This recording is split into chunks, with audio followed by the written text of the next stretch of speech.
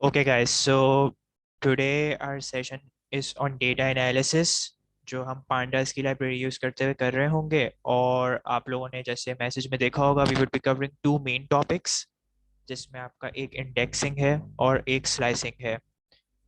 और yeah, so that's about it. So I guess we should start the session formally now.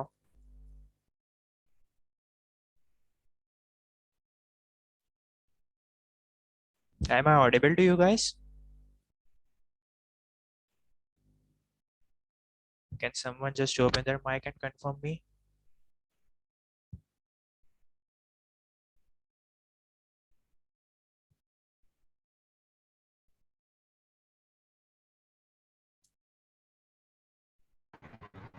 Yes, sir, you are audible. Okay, all right. So कोई भी issue हो ना तो Mustafa I guess it was बता देना मुझे, अगर स्क्रीन ना आ रही हो या आवाज़ कम हो। Is it fine? Yes, sir.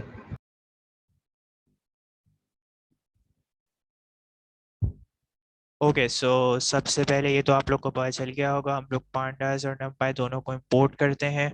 And after importing them हम एक और फाइल है, एक्सेल फाइल या डेटा सेट, इसको आप कंसिडर कर लें temperature dot C S V, हम उसे रीड करवा के एज अ डेटा फ्रेम हम लोग टेम्परेचर्स में स्टोर कर रहे हैं। मैं आपको अब वो डेटा सेट दिखा देता हूँ कि क्या है। So this is basically our data set. ये कंट्रीज के नाम है, उसके सिटी है, डेट है, और ये बेसिकली उसका एवरेज टेम्परेचर रिकॉर्ड हुआ हुआ है वेरियस डेट्स पर। सो हमने पहले उसे स्टोर करवाया और डॉट हेड से जो है उसके रिकॉर्ड्स डिस्प्ले कराए। किसी को, सबको आई गेस याद होगा कि डॉट जो ये हेड का मेथड है क्या कर रहा होता है, किसी को पूछना है इसके बारे में? Okay, so no it is. So coming to the another method, अब ये एक और मेथड है सेट अंडरस्कोर इंडेक्स। ये क्या काम करता है? इसका काम बेसिकली ये होता है कि आपके पास जो ऊपर डेटा फ्रेम दिया हुआ है, इसमें आपके पास चार कॉलम है, date, city, country, average temperature. इसमें से आप आपको अगर ना कोई आप चाह रहे हो कि किसी कॉलम को आप इंडेक्स बना दो, जैसे अभी आप देख रहे हैं कि यहाँ पे 0 1 2 3 4 लिखा हुआ है, लेकिन आप चाह रहे हो कि इंडेक्स के तौर पे आप किसी यहाँ पे कॉलम को यूज करो। So what you are going to do is कि आपने डेटा फ्रेम का नाम लिखा, उसके बाद मेथड कॉल करा set index, set underscore index, और उसमें आपने कॉलम का नेम भिजवा दिया और उसको as a data frame store कर लिया एक दूसरे वेरिएबल में। अब आपने क्या करा, उस पर हेड मेथड कॉल करा। सो यू विल सी के 0 1 2 3 4 जो यहाँ पे इंडेक्स लिखा हुआ है, इसकी जगह आपको सिटी का नेम लिखा हुआ नजर आएगा। So let us print this and check. So you can say जो यू कैन सी जो सिटी स्टार्ट हो रहा था, जो शुरू में था, जो बेसिकली उसने अल्फ़ाबेटिकली चला है, वो अल्फ़ाबेटिकल ऑर्डर में उसने इंडेक्सिंग करी और सिटी को उसने इस डेटा फ्रेम का इंडेक्स बना दिया। ऑलराइट, किसी को कोई भी क्वेश्चन हो किसी पॉइंट पे, so you just have to unmute yourself and ask. अब हम ये चाह रहे हैं कि एक सिर्फ इंडेक्स ना हो, दो इंडेक्सेस हों। और वो दो इंडेक्सेस क्या हों आपके? कंट्री हो और सिटी हो। सो अब हम अब हम क्या करेंगे, कंट्री और सिटी को इस मेथड के अंदर हम लोग लिस्ट की फॉर्म में भिजवा रहे हैं। अब ये चीज जी, किसी का क्वेश्चन है? ओके, सो लिस्ट की फॉर्म में भिजवा रहे हैं। अब लिस्ट की फॉर्म में भिजवाने का मकसद क्या है? यहाँ पे लिस्ट की फॉर्म में भिजवाने का मैं पहले ही बहुत बार बता चुका हूँ कि हम डॉक्यूमेंटेशन से किस तरीके से देखते हैं।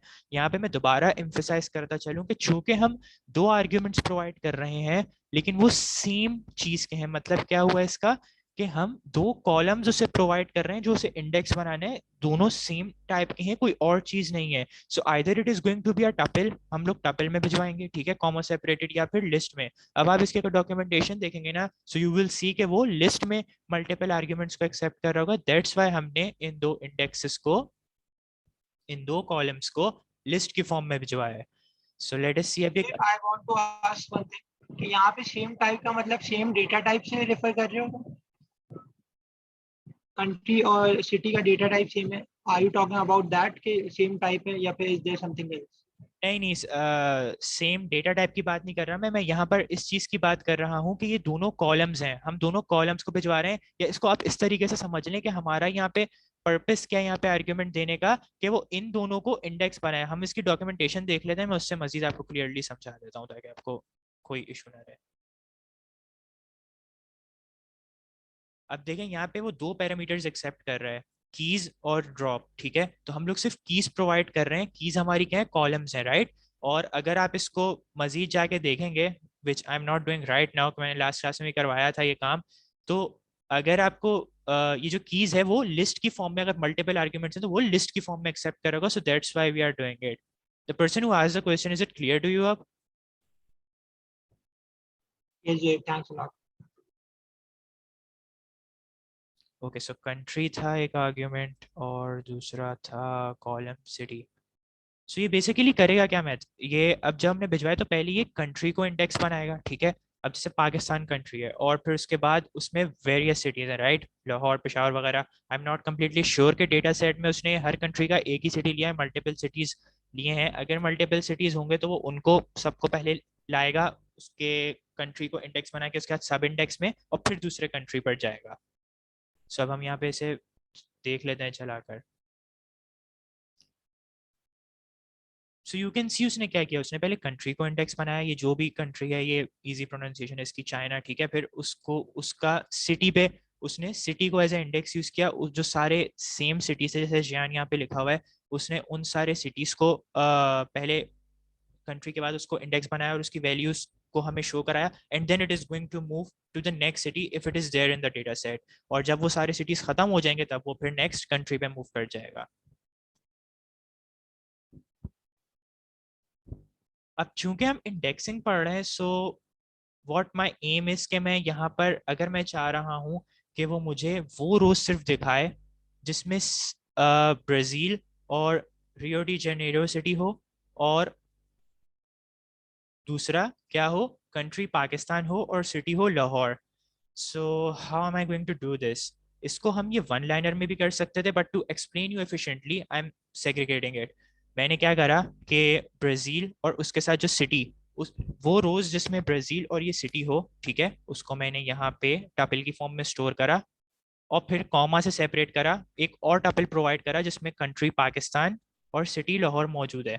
इसको मैंने लिस्ट में इनकैप्सुलेट करा और उसको इस वेरिएबल में स्टोर कर दिया। ओके, अब इसके बाद मैं यूज करूंगा डॉट एलओसी का फंक्शन। अब ये डॉट एलओसी का मेथड। सो डॉट एलओसी या एलओसी का मेथड करता क्या है, एलओसी का मेथड बेसिकली ये करता है कि आप इसको लेबल्स प्रोवाइड करते हो, सही है, मतलब कॉलम्स की वैल्यूज प्रोवाइड करते हो और वो पर्टिकुलर उन रोज को उठा के आपको डिस्प्ले कर देता है। If this method is not clear तो क्वेश्चन पूछ लीजिएगा, I am running this cell to see कि एक्चुअली आउटपुट क्या प्रोड्यूस करता है वो। सो उसने आपको ये सिटीज पहले उसने ब्राजील और उसके साथ जो सिटीज थे वो दिखाए और उसकी वैल्यूज दिखाई, and same it did with Pakistan and Lahore. अच्छा, अब यहाँ पे 330 रोज और 2 कॉलम्स आ रहे हैं, so you do not need to be confuse. उसने सिर्फ आपको वही रोज दिखाई हैं जिसमें ये एंट्रीज मौजूद थी, जिसमें ब्राजील और उसका सिटी और पाकिस्तान और उसका सिटी मौजूद था। उसने ये नहीं किया कि ब्राजील से लेके जहां तक पाकिस्तान में लाहौर खत्म नहीं हो रहा वहां तक उसने सारी रोज को सिलेक्ट किया हो। ओके, अगर किसी को कोई क्वेश्चन हो तो पूछ ले। उसने सिर्फ वो रोज दिखाई हैं जिसके लेबल्स हमने प्रोवाइड करे थे। So this covers the LOC function. Now we are moving to slicing.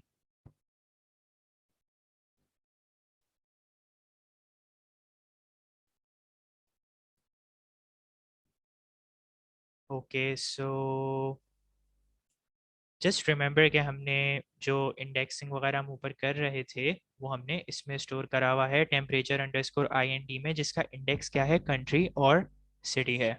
Okay, so now to the slicing. तो अब हमने इस पे क्या करा,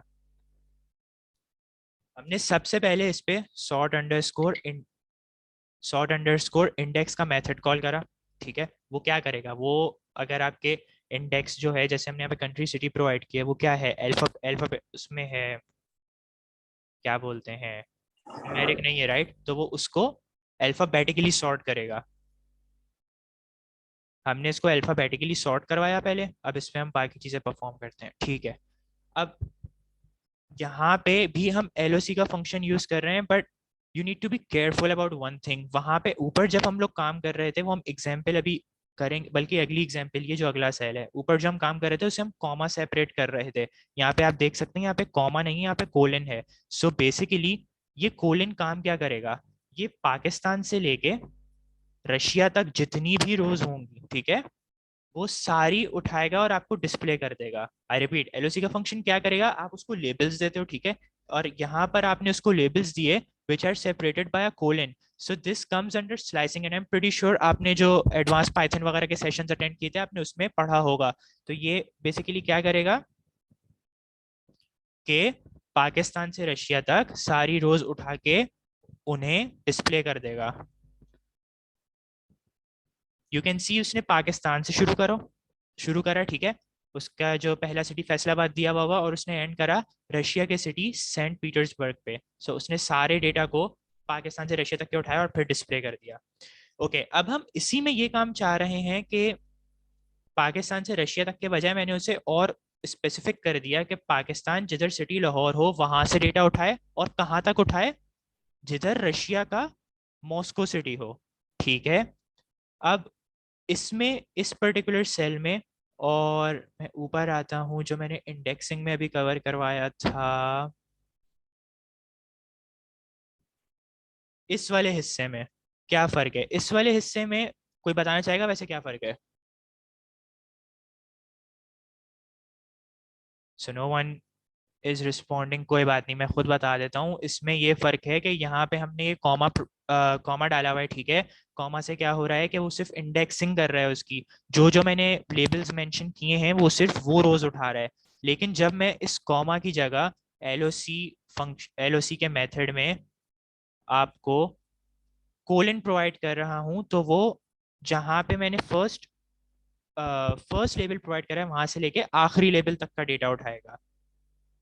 सो उसने यहाँ से पाकिस्तान लाहौर से रशिया मॉस्को तक का उठाया, ठीक है। सो आई रिपीट, ये सिर्फ उसका डेटा नहीं है कि पाकिस्तान लाहौर का और रशिया मॉस्को का लिया, ये पाकिस्तान में जहाँ सिटी लाहौर है वहां से शुरू करेगा डेटा उठाना, और जहाँ में रशिया में मॉस्को सिटी का आखिरी एंट्री नहीं आई थी वहां तक ये डेटा उठाएगा और हमें डिस्प्ले करेगा।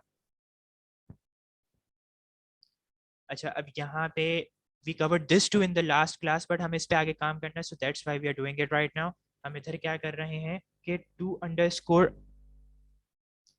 अंडरस्कोर डेट टाइम, ठीक है, ये मेथड है, ये क्या करता है, जो आपका डेट का कॉलम है ना यहाँ पे गिवन है, उसको ये डेट के फॉर्मेट में कन्वर्ट करता है।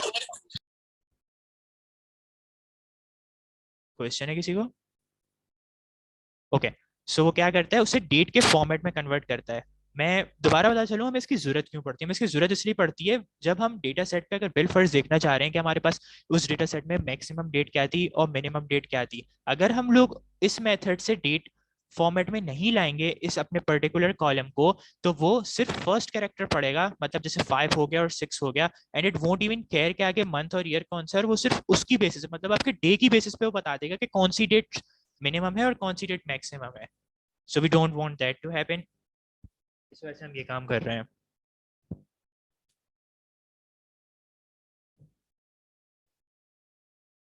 सर आप इस पॉइंट को रिपीट कर सकते हैं?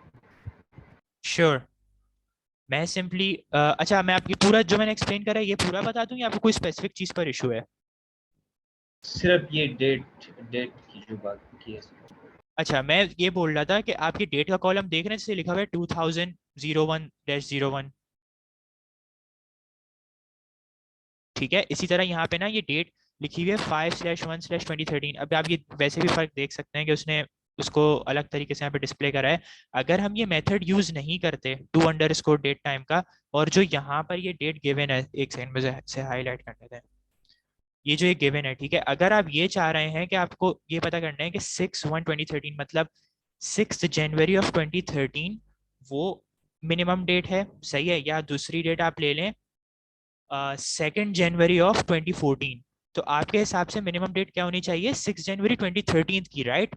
बट वो आपको 2 जनवरी 2014 वाली डेट को, जब आप मिनिमम का मेथड कॉल करेंगे, वो आपको आउटपुट देगा, क्यों? उसकी वजह ये है कि अभी ये डेट फॉर्मेट में कन्वर्ट नहीं हुआ हुआ, और ना वो इसको इंडिविजुअली पढ़ रहा है, मतलब हर कैरेक्टर को इंडिविजुअली पढ़ रहा है। तो जब वो फर्स्ट कैरेक्टर को यहाँ पर रीड करेगा 6 को, सो इट विल कंसिडर कि 6 जो है बड़ा है उससे, जबकि ऐसा सिनेरियो नहीं होगा। अगर आप डेट वाइज देखेंगे तो जो 2 जनवरी 2014 है वो बड़ी डेट है, और जो 6 जनवरी, सॉरी 2 जनवरी 2014, और जो 6 जनवरी 2013 है वो छोटी डेट है। अब क्लियर हुआ?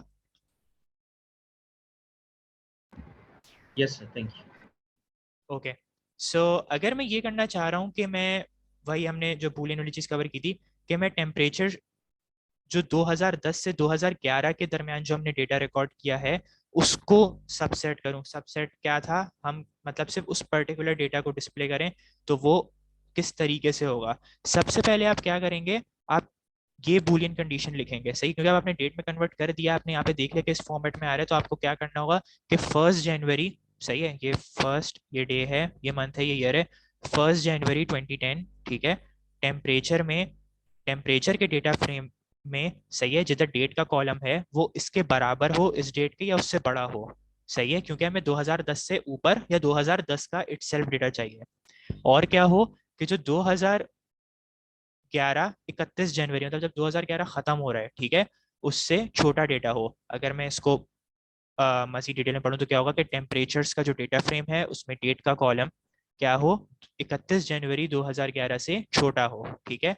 हमने दोनों पे एंड कंडीशन लगाई कि हम चाह रहे हैं कि ये दोनों कंडीशंस ट्रू जब हो वो वाला डेटा आ जाए किसके अंदर, टेम्परेचर अंडरस्कोर बूल के अंदर। और अब हम इसे डिस्प्ले करेंगे, सो ये सिर्फ हमें वही डेटा दिखाएगा जो 2010 से 2011 तक का होगा, ठीक है। अभी तो मैंने ये हेड फंक्शन यूज किया तो उसने 5 रोज डिस्प्ले किया। अगर आप पूरी रोज डिस्प्ले करेंगे, आप ये हेड फंक्शन यूज नहीं करेंगे, एंटायर डेटा सेट आप डिस्प्ले करना चाहेंगे, तो वो आपको सिर्फ 2010 से 2011 वाला डेटा डिस्प्ले करेगा। ये करके देख भी लेते हैं।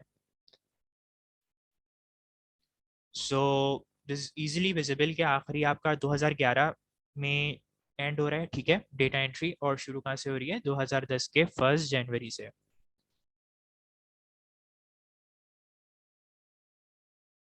अच्छा, अब यहाँ पर क्या काम हो रहा है, ठीक है। अब अगर बिलफर्ज हम ये चाह रहे हैं कि हम जो डेट का कॉलम है उसको एज एन इंडेक्स रखें, ठीक है, और हमने ऊपर ही काम दो हिस्सों में किया था कि हमने कंट्री और सिटी को इंडेक्स रखा था पहले, एज अ सेट करा था, और उसके बाद उसे सॉर्ट करा था। So this can be done pretty much in one liner, जो मैंने यहाँ पे करा हुआ है। ये काम क्या होगा, इससे डेट का जो कॉलम है वो इंडेक्स बनेगा, ठीक है, और वो सॉर्ट भी हो जाएगा। मैं इसे यहाँ पे डिस्प्ले करा के मैं दिखा भी देता हूँ।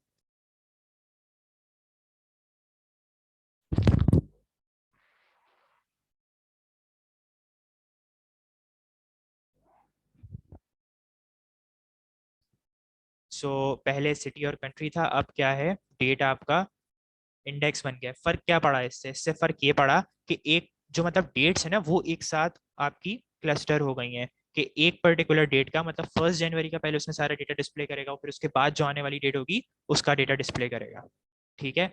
अब मैंने डेट को इंडेक्स बना लिया। अब इसके बाद मैं क्या चाह रहा हूँ कि वो टेम वो टेम्परेचर की रोज, सही है, जो 2010 और 2011 से 2010 से 2011 के दरमियान हो वो आ जाए, सही है। तो मैंने एलओसी का फंक्शन यूज किया, और मैंने यहाँ पर क्या यूज किया, मैंने यहाँ पे सेमीकोलन यूज किया। सो ये क्या करेगा, सिर्फ 2010 और 2011 का नहीं, 2010 से 2011 तक का जितना भी डेटा होगा वो लेकर आएगा, ठीक है।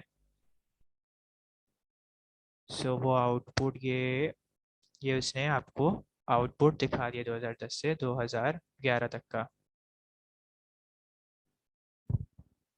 अच्छा, अब जो है एक और बात, हमने ऊपर जो डेट का फंक्शन लगाया था वो इसीलिए था, बिल फर्ज आप अपने डेटा सेट पे ये करना चाह रहे हैं, जो टू अंडरस्कोर डेट का मेथड जो कॉल किया था, अब बिल फर्ज आप अपने डेटा सेट पे ये करना चाह रहे हैं कि आप पर्टिकुलर मंथ प्रोवाइड करें, सही है, और ईयर प्रोवाइड करें, और आप उसके बीच का डेटा चाह रहे हैं, ठीक है। जैसे यहाँ पर क्या हुआ है, यहाँ पे फरवरी 2011 से पहले का डेटा, और मतलब फरवरी 2011 का और उससे पहले का डेटा, और अगस्त 2010 का और उससे बड़ा डेटा अगर आपको डिस्प्ले करना है, तो वो आप टू अंडरस्कोर डेट वाला जो मेथड मैंने यूज किया था वो यूज करे बगैर नहीं कर सकते, क्योंकि वो उसको एज अ डेट इंटरप्रेट नहीं करेगा। अब चूंकि हमने वो यूज करा हुआ है, अब हम यहाँ पे एलओसी का फंक्शन लगाएंगे, एलओसी का मेथड हमने लगाया, हमने ये डेट भिजवाई, और वो आपको रोज सबसेट करके लाके दिखा देगा। ऑलराइट, किसी को यहाँ पे कोई सवाल है? I guess everything is clear. Okay, so अब हमने एलओसी पढ़ा था, ठीक है। एलओसी बेसिकली क्या करता है, क्वेश्चन है किसी को? ओके, सो कोई आंसर करना चाहेगा कि एलओसी जो मेथड है वो क्या एक्सेप्ट करता है, उसके आर्ग्यूमेंट्स क्या होते हैं, क्या पैरामीटर भिजवा सकते हैं हम उसको? Okay, so I will just values, जी स्ट्रिंग वैल्यूज पर लेबल्स आप बेसिकली भिजवाते हैं। लेबल्स क्या होते हैं कि कॉलम का आपका वो हो गया, हेडर वगैरह हो गया, ठीक है, या अगर आप वो स्पेसिफिकली नहीं भिजवा रहे तो जो वैल्यूज वगैरह हैं आप वो भिजवा सकते हैं, ठीक है, क्लियर है अब? Okay, so now we are moving to the different thing that is iloc, ठीक है, हमने अभी एलओसी पढ़ा, अभी है ILOC। अब ILOC पे और LOC में फर्क है, हम ILOC में डायरेक्ट इंडेक्स भिजवा सकते हैं। जैसे आपको अगर पता है कि मैं आपको यहाँ पे डेटा सेट खोल के दूं कि आपके डेटा सेट में अगर यहाँ पे 418 रोज अब तक हुई हुई है और 4 कॉलम है, सही है, और आप किसी पर्टिकुलर रो या कॉलम पे एंट्री चाह रहे हो कि वो आपको डिस्प्ले हो, तो उसके लिए आप ILOC का फंक्शन, ILOC का मेथड यूज करोगे, ठीक है। यहाँ पे इससे क्या होगा, यहाँ पे ये चूंकि, अच्छा अब यहाँ पे कमेंट में लिखा हुआ है 23rd रो, ठीक है, यहाँ पे हमने प्रोवाइड करा है 22nd। उसका रीजन क्या है? उसकी वजह ये है कि count starts from zero, okay, Python में काउंट फ्रॉम स्टार्ट होती है जीरो से। जो आप ILOC में एंट्रीज प्रोवाइड करते हो, जो आप पैरामीटर्स भिजवाते हो, जब आर्ग्यूमेंट्स भिजवा रहे होते हो, वो जीरो को फर्स्ट काउंट करेगा, ठीक है। तो सिमिलरली 22 आपका क्या हो गया, 23rd रो हो गई, और ये 1 जो आपने भिजवाया आपका सेकंड कॉलम हो गया। सो जो डेटा सेट के अंदर आपकी 23rd रो और सेकंड कॉलम पे जो एंट्री होगी, ये सिर्फ आपको उसको सबसेट करके दिखाएगा, सही है। तो ये आप उसने पर्टिकुलर वैल्यू दिखाती है, हम देख भी लेते हैं एक सेकंड डेटा सेट में।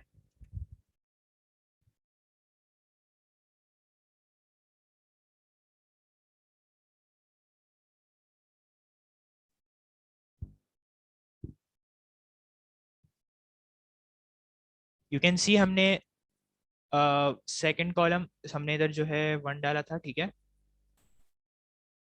हमने इधर डाला था 22,1, ठीक है।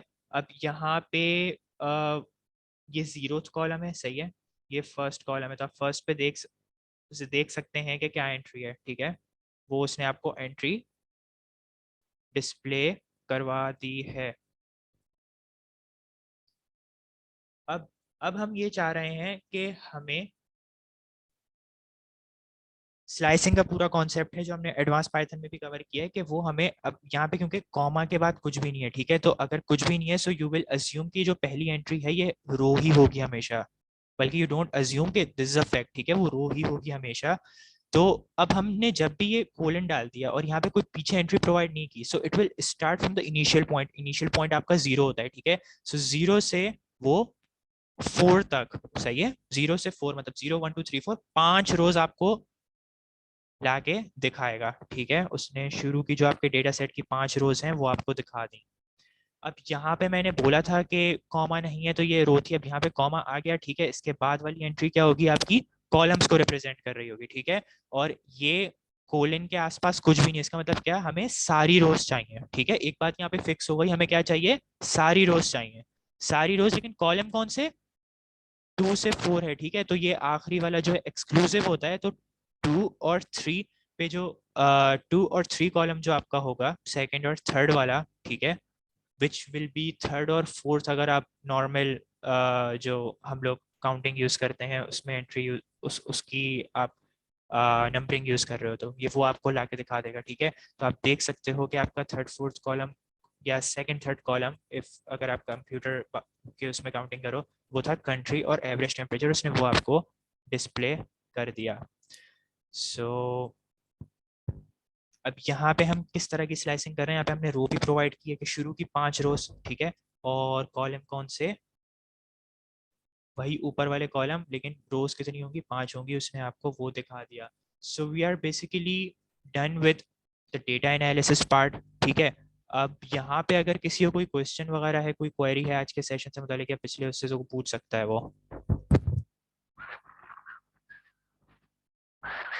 आई will wait for a minute, कोई अगर कर रहा है नोटबुक पे, क्योंकि नोटबुक अपलोड हुई है, फिर पूछ। guys, just to add on, we highly recommend कि you guys do hands on practice, क्योंकि जो है इसके अंदर बहुत सारी चीजें हैं, you can try out on different data sets, और अगर वहाँ उसके अंदर भी कोई प्रॉब्लम आ रही होती है या फिर किसी चीज़ में एरर आ रहा होता है तो you can reach out to any of us. बाकी आज के सेशन के बारे में भी if you want to ask anything so we are open to question.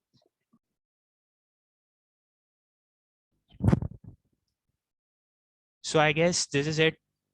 किसी को कोई क्वेश्चन नहीं है, so we are just wrapping up. Thank you for joining, guys. Allah Hafiz.